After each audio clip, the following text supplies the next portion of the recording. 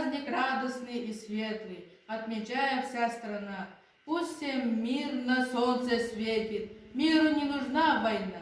С Днем Победы всех поздравим, слава павшим и живым. Подвиг ваш великий славим и спасибо говорим. С Днем Победы! Эти дни в Музее государственности имени Платона Аюнского выставлена выставка «Полководцы Победы», генералы из Якутии. Из Якутии в Великой Отечественной войне были два командира дивизии. Это генералы-майоры Леонид Иванович Котельников и Андрей Иванович Притузов. Их жизнь с юности, опаленная войной, сложилась по-своему.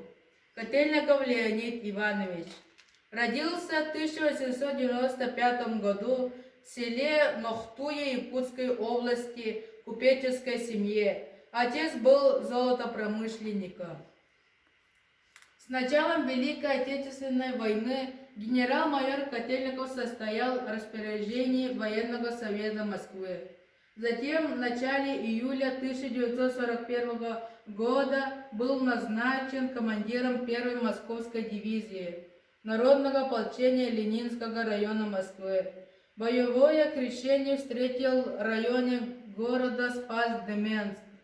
В ходе пятидневных боев окружений дивизии упорной обороной и контратаками наносила противнику значительный урон. В районе города Рославль ее части прорвали кольцо окружения и вышли с боями к своим. Командир дивизии генерал-майор Леонид Иванович Котельников пропал без вести. Генерал-майор Андрей Иванович Притузов родился в селе Покровск в 1895 году в бедной крестьянской семье.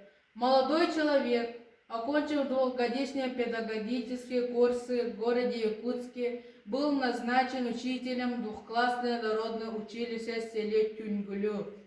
Первый день учебы дети удивились тому, как чисто говорит по-якутски новый русский учитель.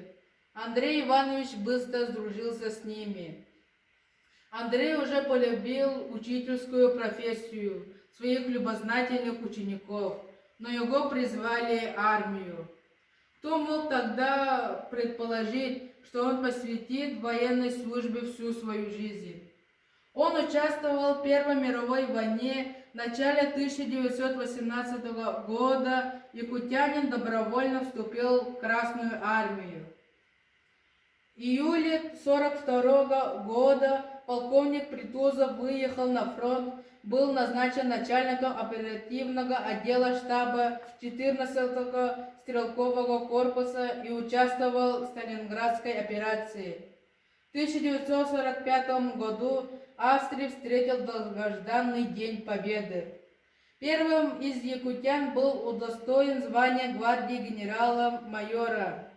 После расформирования дивизии генерал Притузов работал в Болгарии. С 1949 года и до выхода в отставку он начальник курса военной академии имени Фрунзе. Я начал свою трудовую деятельность учителем и закончил ее преподавателем, и этим горжусь.